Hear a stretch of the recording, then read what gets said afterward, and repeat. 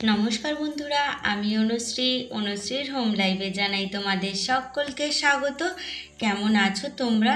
তোমাদের সাথে নিয়ে চলো আর একটা নতুন দিন শুরু করি। এই যে সকাল সকাল গাছগুলোতে জল দিতে চলে এসেছিলাম, আর অনেকগুলো আজকে কুড়ি ধরেছে। দেখো একটু পরেই ফুটে যাবে ফুলগুলো, তাই ভাবলাম তোমাদের সঙ্গে একটু শেয়ার করি। আমি অনুশ্রী আমার সেই সকল বন্ধুদের মন থেকে অনেক অনেক ধন্যবাদ জানাই, যারা আমার পাশে রয়েছো, আমার সাপোর্ট করে চলেছো। আর নতুন বন্ধু তোমরা যারা আজকে প্রথম ভিডিওটা দেখবে, তোমাদের যদি ভালো লেগে থাকে তাহলে এই বন্ধুটির পাশে রয়ে যেও। আর এই গাছগুলোতে জল তাড়াতাড়ি করে দিয়ে নেব, প্রচুর কাজ আছে। আর এই যা প্রচণ্ড রোদ্দুর, 10টা থেকে 11টার মধ্যে সমস্ত কাজ না করে নিতে পারলে একদমই টেকা যাবে না, জানো তো। আর আমাদের তো প্রচুর পরিমাণে উঠোনটা গরম হয়ে যায়, যেহেতু একটাও গাছ নেই উঠানের মধ্যে। একটা লিচু গাছ বসানো হয়েছে, সেও ছোট, তাই ছাওয়া হয় না।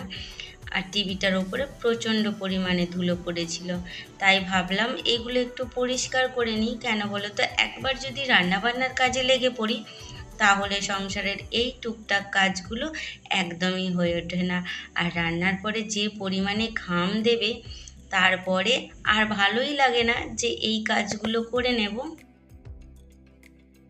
যতই মনে হয় যে একটু কাজ এবার হয়তো শেষ করতে পারবো, কিন্তু একটার পর একটা এসে যায়। এই দেখো, মাছগুলো ধুয়ে তো পরিষ্কার করে রেখেছিলাম, কিন্তু এগুলো এখনও গুছিয়ে তোলা হয়নি।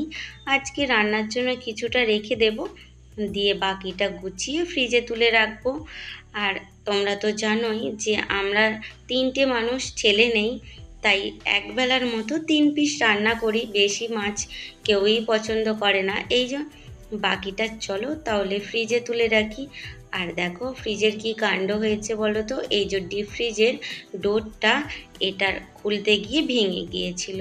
পাল্টাতে ভেবেছি পাল্টাবো, কিন্তু এখনও পাল্টানো হয়নি। আর এই যে রান্নাবান্নার কাজে চলে এসেছি। আর যেহেতু কাঠে ভাতটা বসিয়ে দিয়েছি, ভাবলাম গ্যাসে তরকারিটা করে নিই, তাহলে খুব তাড়াতাড়ি হয়ে যাবে। মাছটা ভাজাও হয়ে গেছিলো, তেলের ওপরে পেঁয়াজ আর আলুগুলো তুলে দিয়েছিলাম। নাড়াচাড়া করে লঙ্কা গুঁড়ো, হলুদ গুঁড়ো, পরিমাণ মতো লবণ দিয়ে ভালো করে কষিয়ে নিয়ে জল ঢেলে দিলাম। আসলে কি বলো তো বন্ধুরা, এই গরমে বেশি মশলা দিয়ে পরিপাটি করে রান্না করি না। এই হালকার ওপরেই আমি সমস্ত কিছু রান্না করতে ভালোবাসি। আর এই যে আলু দিয়ে মাছ দিয়ে রান্নাটা আমার কেমন হয়েছে বলো। আর এই করে নিয়েছিলাম টকের ডাল, আজকে পাতলা করে একদম টকের ডাল করে নিয়েছি।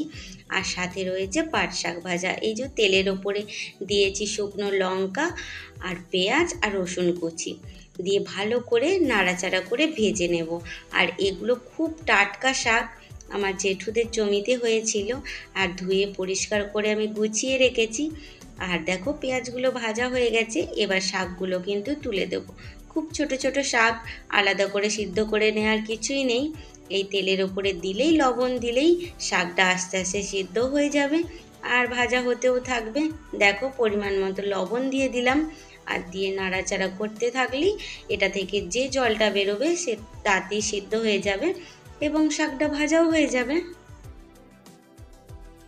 আর আমি যে কোনো শাক একটু এইভাবেই রান্না করতে ভালোবাসি, জলটা ফেলে দিই না কখনোই, তোমরা তো সেটা জানোই। আর এই দেখো তোমাদের সঙ্গে কথা বলতে বলতে আমার রান্নাটুকু হয়ে গেছে। আর কি ছিল বলো তো, সাথে ছিল মিষ্টি দই। ব্যাস, আজকে দুপুরের লাঞ্চ মেনু আমাদের এইটুখানিই ছিল। রান্না টান্না করে নিয়ে একটু সময় পেয়েছিলাম, ভাবলাম যে এই দেখো গাছগুলো তো অনেক দিন আগে এনেছিলাম। কোন দিন বলো তো, যেদিন বিয়েবাড়ির শপিং করতে গিয়েছিলাম সেই দিন কিনেছিলাম। আর বেশ 2-4 দিন হয়ে যাওয়ার ফলে গাছগুলো একটু শুকনো শুকনো হয়ে গেছে। একদম সময় পাইনি জানো তো, মাটিতে বসানোরই বলো আর এইভাবে জলের মধ্যে রেখে দেওয়ার বলো। আর কিছু গাছ আমি মাটিতে দেব, মানে কিছু এই ডাঁটা, কিন্তু ঠিক মতো টব আমি খুঁজে পাচ্ছি না।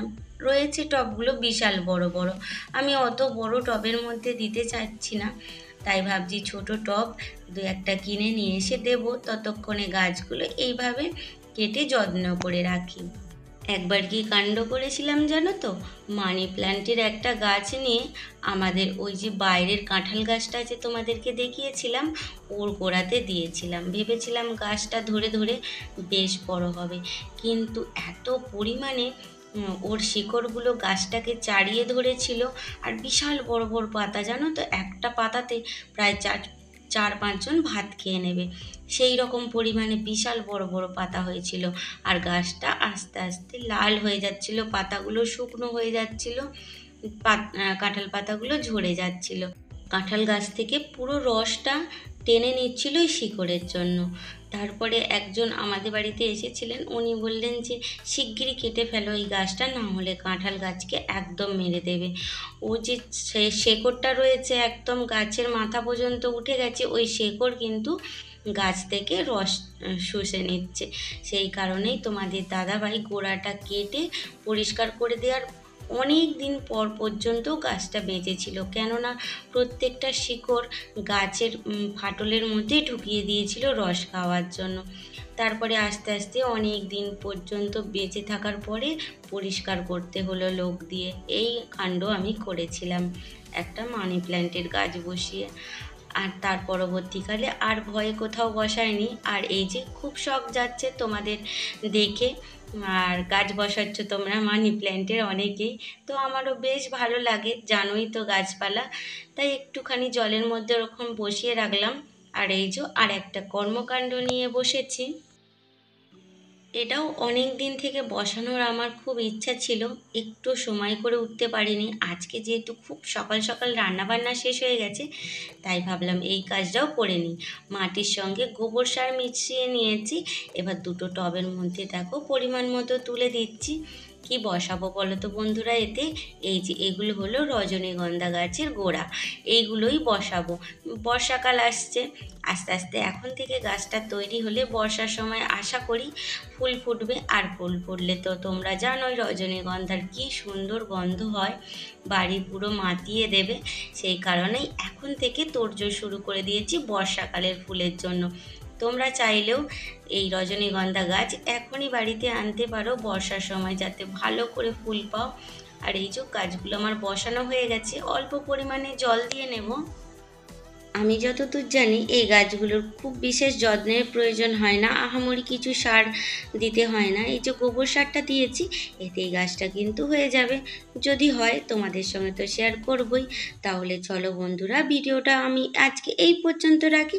দেখা হবে আবার, খুব ভালো থেকো, অনুশ্রীর হোম লাইফে আবার ফিরে এসো।